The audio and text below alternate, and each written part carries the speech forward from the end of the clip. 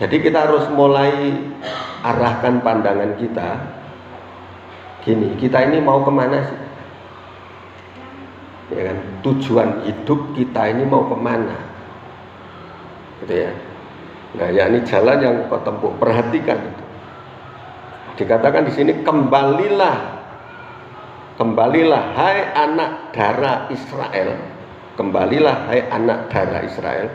Kembalilah ke kota-kotamu ini. Ayat 22, berapa lama lagi engkau mundur maju? Berapa lama lagi engkau mundur maju? Kalau jalan ini kalau mundur maju bisa nyampe tempatnya enggak? Ya, enggak akan sampai-sampai. Ya kan, mundur maju gitu. Ya. Nah ini, berapa lama lagi engkau mundur maju, hai anak perempuan yang tidak taat? Sebab Tuhan menciptakan sesuatu yang baru di negeri, perempuan merangkul laki-laki. Nah, sebab Tuhan menciptakan sesuatu yang baru di negeri. Nah, terus dikatakan, jadi sebenarnya tempat seperti ini Tuhan akan pulihkan. Beginilah firman Tuhan semesta alam, Allah orang Israel akan mengucapkan perkataan ini lagi di tanah Yehuda dan di kota-kotanya. Apabila aku telah memulihkan keadaan mereka, Tuhan kiranya memberkati engkau, hai tempat kediaman kebenaran, hai gunung yang kudus. Di sana akan duduk Yehuda beserta segala kotanya. Nah, ini disebutkan, kita semua disebutkan di sini, petani-petani dan orang-orang yang mengembara dengan kawanan ternaknya. Sebab aku akan membuat segar orang yang lelah, dan setiap orang yang merana akan kubuat apa? Puas. Orang yang merana, jadi ya pokoknya merana, kelaparan, haus. Nah, orang yang mengembara ini kehausan, kekurangan segalanya, jadi merana hidupnya. Nah, kalau tanaman ini nggak pernah disiram, jadi sangat kering. Begitu Tuhan pulihkan, ini akan mendapat kepuasan. Amin. Dikenyangkan, dipuaskan. Nah ini ayat 26, sebab itu aku bangun dan melihat. Sebab itu aku bangun dan melihat, tidurku apa? Menyenangkan. Jadi segera menyadari itu, cepat bangun. Dan tidur itu menyenangkan, ya. Jadi di sini dikatakan bahwa nantinya akan terjadi satu pemulihan yang besar. Petani-petani, pengembara yang membawa hewan ternaknya, ini akan mendapat pemulihan. Nah, terus Tuhan juga katakan, sebab aku akan membuat segar orang yang lelah. Membuat segar orang yang lelah. Kadang-kadang kenapa kita lelah? Kenapa kita capek sendiri? Ya, ketika kita mengalami kesusahan, Tuhan juga mengajarkan bagaimana kita harus bersabar, bagaimana menghadapi semuanya. Amin. Sedang melatih kita. Ketika Tuhan memberikan beban kepada kita, Tuhan sedang melatih kekuatan kita. Ya, tanpa kita sadari, Tuhan sedang melatih kita supaya kita kuat, gitu ya. Nah ini, jadi makanya seringkali sebagai orang percaya seharusnya jalan ini cuma 40 hari jadi 40 tahun. Karena apa? Kita seringkali menyimpang ke kanan dan ke kiri dari firman-Nya, gitu ya. Nah coba kita lihat yang ayat 10, Hosea 14 ayat 10. Siapa yang bijaksana, biarlah dia memahami semuanya ini. Siapa yang paham, biarlah dia mengetahuinya. Sebab jalan-jalan Tuhan adalah lurus, dan orang benar menempuhnya, tetapi pemberontakan berbunyi di situ. Amin, ya. Nah ini, jadi dikatakan jalan-jalan Tuhan adalah apa? Lurus. Jalan Tuhan itu lurus. Nah, jadi dikatakan siapa yang bijaksana biarlah memahami semuanya ini. Orang-orang bijaksana memahami. Karena banyak orang yang sekedar tahu tapi tidak paham, ya, tidak mengerti. Jadi siapa yang bijaksana biarlah memahami semuanya ini. Siapa yang paham biarlah ia mengetahuinya. Jalan-jalan Tuhan adalah lurus dan orang-orang benar yang menempuh siapa? Orang-orang benar menempuhnya. Jadi jalan yang lurus itu yang bisa lewat cuma orang-orang benar. Tetapi pemberontak, kalau pemberontak apa yang terjadi? Tergelincir, kepleset dan kebanting di situ. Kalau lewat di situ karena apa? Pemberontak. Jadi yang penting adalah ketaatan. Amin. Seringkali kan kita ini kalau Tuhan perintahkan, kita harus ngerti dulu apa sih maksudnya. Bukan ketaatan dulu, tetapi harus tahu dulu. Makanya ada lagu yang lagunya itu, walau 1000 tanya, namun tetap percaya. Walau 1000 tanya, maksudnya di pikiran kita ini banyak pertanyaan. Kenapa sih? Ada apa sih? Bagaimana? Kemana? Banyak pertanyaan di sini, tanda tanyanya ada ting ting ting ting ting, begitu banyaknya pertanyaan. Tetapi namun tetap percaya. Nah, jadi kita belajar untuk taat. Taat ini enggak usah banyak nanya. Amin. Enggak usah banyak nanya. Maksudnya walaupun banyak pertanyaan, tetapi coba dulu, ikuti dulu. Ikuti saja. Kalau Tuhan yang berfirman, pasti tidak akan menjerumuskan kita. Yang seperti katakan, ketika mereka harus membayar, Tuhan Yesus dan murid-muridnya harus membayar pajak. Tuhan suruh apa? Suruh mancing. Memancinglah di danau, dan nanti ikan pertama yang kau tangkap, bukalah mulutnya. Loh, kenapa? Coba kalau kita kan mesti banyak pertanyaan, Tuhan, kita ini butuh uang banyak untuk bayar pajak. Kenapa suruh mancing? Kita nggak cari laut, Tuhan. Kita butuh uang. Ya kan? Mesti kan seperti itu.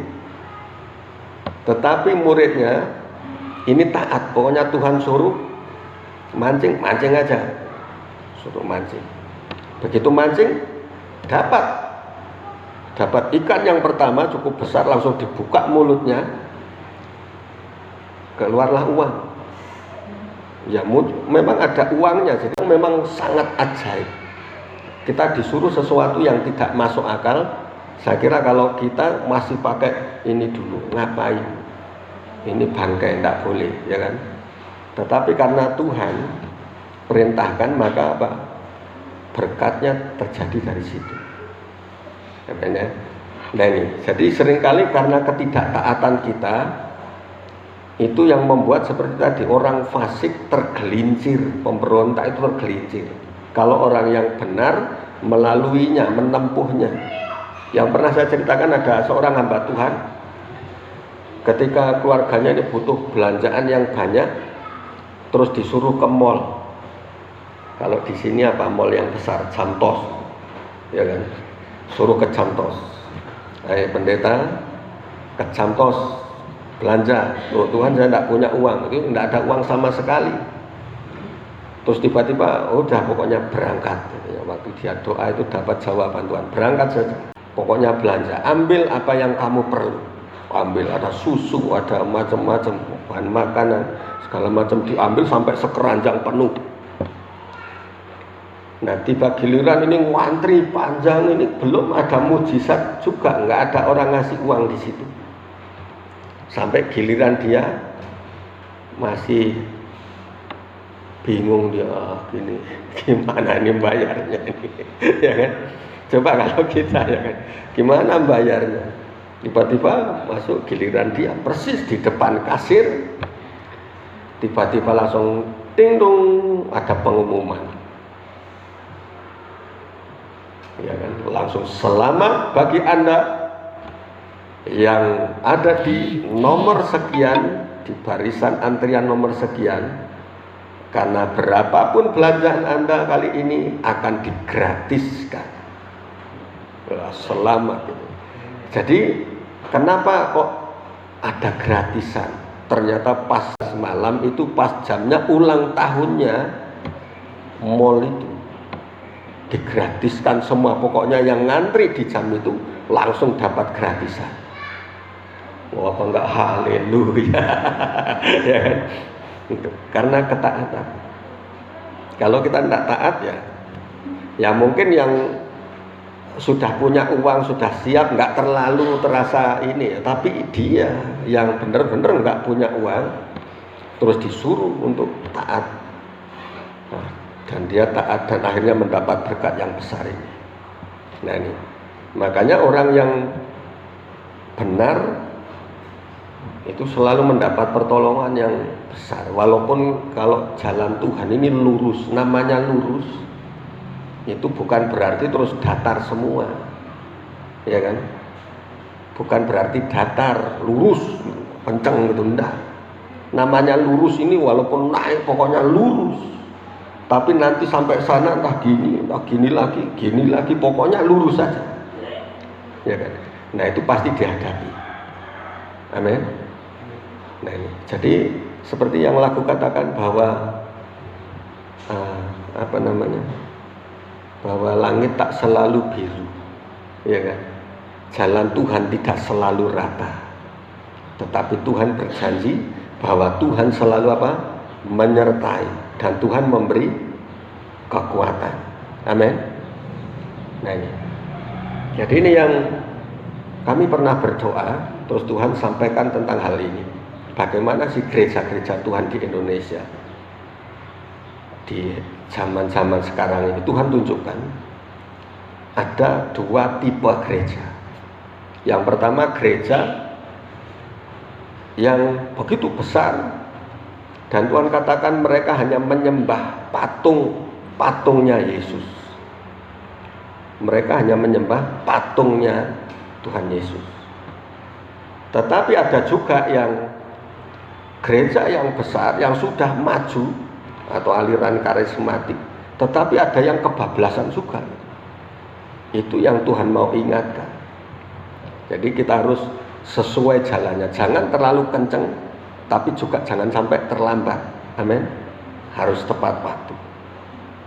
Nah, apa artinya gereja yang menyembah patung, padahal di depannya kan nggak ada patung? Artinya bukan patung sungguhan gitu, bukan.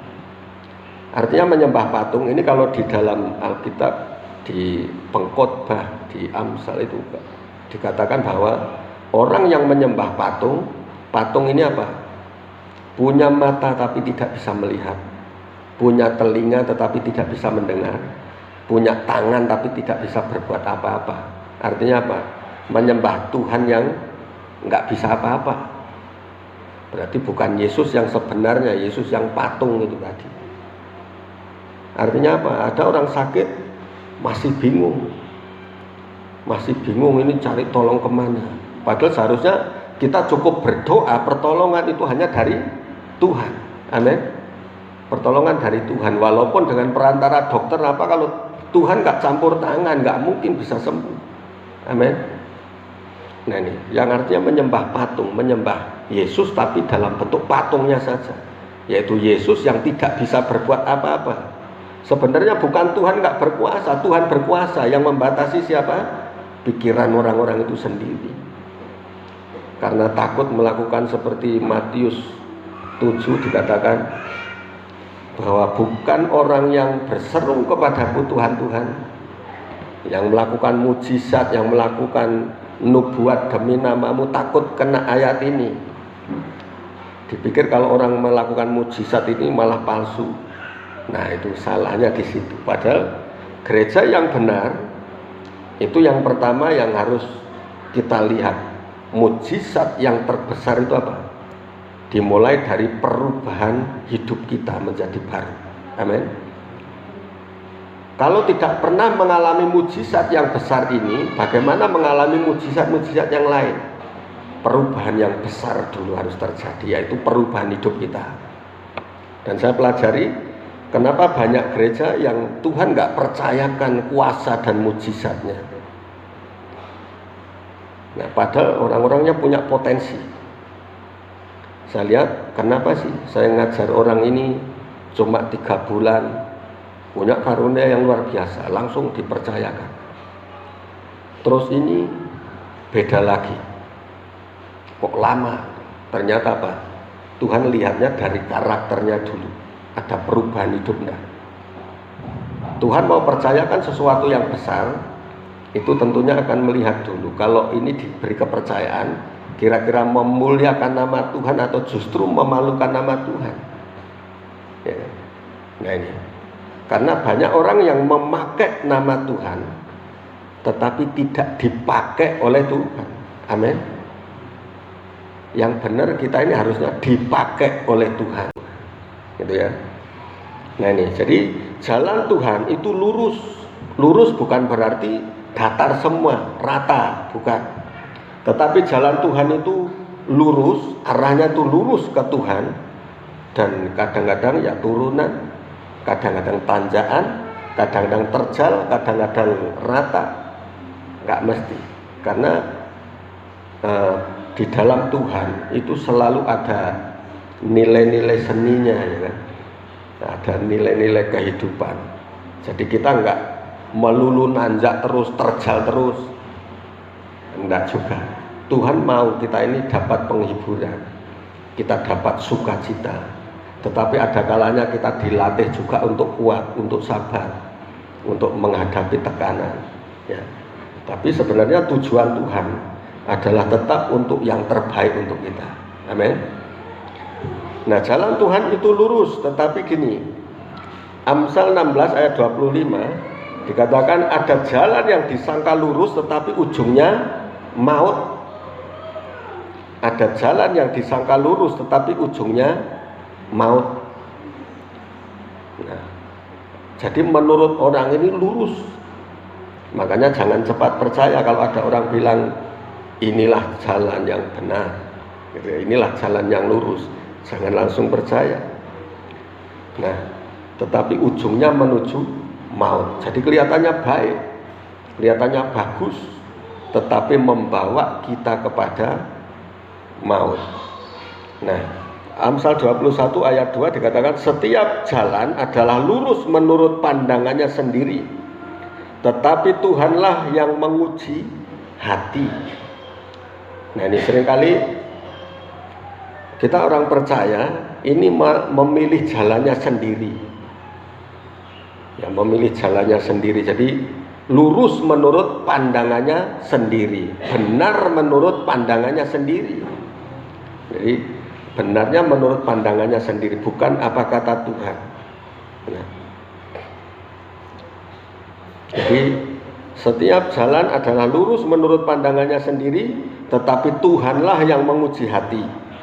Dan kalau dikatakan di Yesaya 55 ayat 8 sampai 9, ya, jalanku bukan jalanmu, ya, jalanku bukan jalanmu, seperti tingginya langit dan bumi, demikianlah rancanganku dan rancanganmu, jalanmu dan jalanku. Jadi jelas berbeda. Ini makanya kita harus memahami. Oke, ini saya biar cepat ya. Nah ini, jadi kita belajar untuk mengikuti jalan Tuhan. Ya, kita mengikuti jalan Tuhan, jalan-jalannya yang lurus itu bukan berarti rata terus. Ya, tetapi kita harus mengikuti jalannya, tetap lurus saja. Karena banyak yang gini, wah, ngikut Tuhan kok banyak tanjakannya. Wah, cari yang kiri ya, sebelah kiri, yang rata, ya kan? Nah ini, makanya menurut jalannya sendiri. Terus ada yang lewat kanan aja. Itu seperti gereja-gereja yang digambarkan tadi. Yang benar ini kalau di gereja harus tenang, diam. Semuanya diam, walaupun ngantuk pokoknya diam. Dengar firman Tuhan, ya kan? Sepertinya itu kusuk kelihatannya.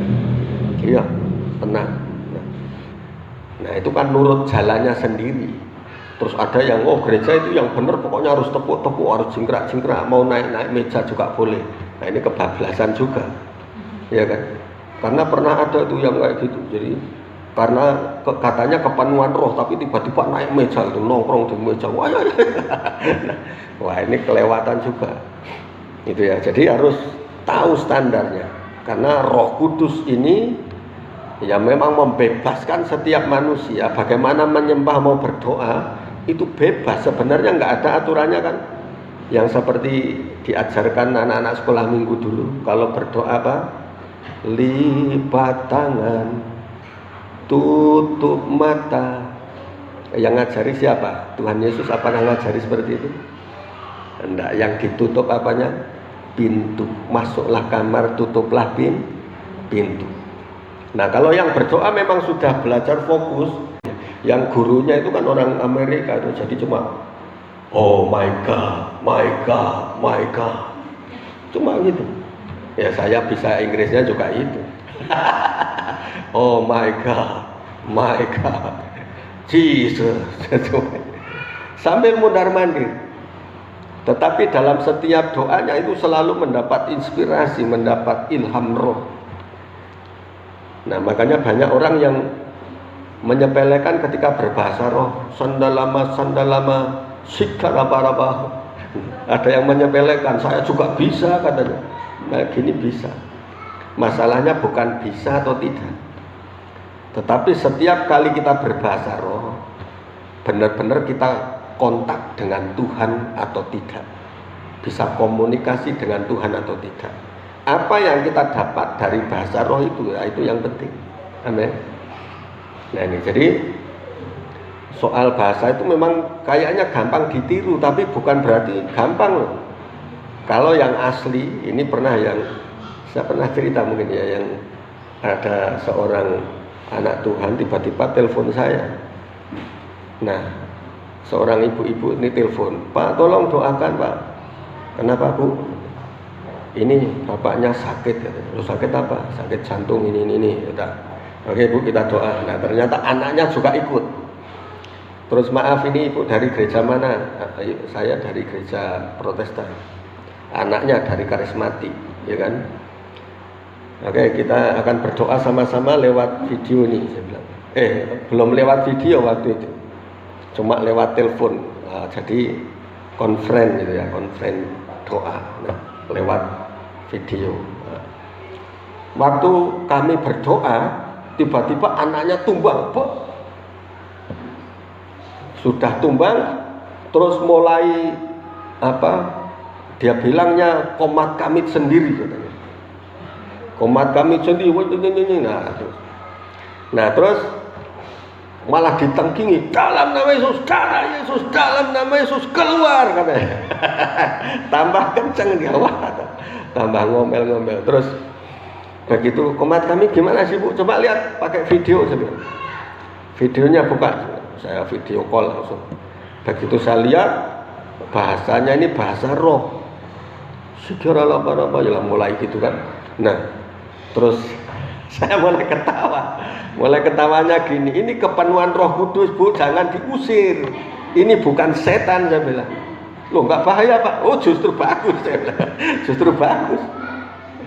Nah, banyak orang yang pengen kayak gini, ini malah ditengking-tengking dalam nama Yesus katanya. Nah ini. Jadi malah diusir-usir dalam nama Yesus, darah Yesus, keluar katanya. Wah, ini. Nah ini yang seringkali karena keliru, karena tidak mengerti jalan-jalannya Tuhan, tidak mengerti cara kerjanya Tuhan. Nah begitu juga anak rohani saya yang dulu dari Bojonegoro, ini juga sama. Waktu habis kita doakan, mendapat lawatan Tuhan, itu pas jaga toko. Nah, ditelepon, tahu-tahu tumbang karena dilawat Tuhan. Begitu masuk gereja, dilawat Tuhan lagi. Lidahnya mulai bergetar, pokoknya mulai ngomong haleluya aja enggak bisa. Tangannya bergetar-getar gini, mulutnya bergetar sendiri. Doanya gimana coba? Tuhan aku enggak mau stroke katanya. Enggak mau stroke. Padahal itu dilawat Tuhan, dijamah Roh Kudus. Dia doanya, saya nggak mau stroke Tuhan, sembuhkan aku, kata, sembuhkan dalam nama Yesus. Ini banyak pengalaman-pengalaman lucu. Karena apa? Karena tidak kenali jalan-jalannya Tuhan. Ini makanya kita harus tahu. Amin. Jadi kalau kita dilawat Tuhan nggak bingung lagi, ini ngapain ini? Kenapa? Gitu ya. Nah ini, jadi jalan Tuhan itu lurus. Nah makanya kita harus ngikuti. Nah sekarang kita yang harus berlari kepada tujuan ilahi itu, sampai kepada tujuan. Karena ternyata dosa ini bukan hanya sekedar apa kelakuan jahat yang kita lakukan, perbuatan-perbuatan atau perkataan yang kita lakukan. Ternyata dosa ini, kalau di dalam bahasa sononya dikatakan missing target. Miss ini artinya meleset. Kalau panah, ya panah ini kalau dipanah, saya mau manah sana Pak Piu, kepalanya nih. Kepalanya. Yang kena jantungnya. Ya kan, padahal yang harusnya ada apel di sini, yang kena malah jantungnya Pak Piu. Nah, ini namanya missing target, nggak kena pada sasaran. Nah, jadi nggak kena pada sasaran atau tidak sampai kepada tujuan. Nah ini, jangan sampai kita sebagai orang percaya ini tidak sampai pada tujuan ilahi. Nah tujuan ilahi, panggilan Tuhan untuk kita apa? Untuk menjadi segambar dan serupa dengan Tuhan. Amin. Untuk menjadi segambar dan serupa dengan Tuhan. Kalau sudah menjadi segambar dan serupa dengan Yesus, surga itu nggak usah diminta, mujizat itu nggak usah pakai mati-matian mintanya, pasti terjadi. Amin. Ketika kita perlu, ketika kita butuh, mujizatnya pasti terjadi. Nah itu. Jadi yang perlu kita kejar itu bagaimana untuk menjadi serupa dan segambar dengan Tuhan, karena itu targetnya.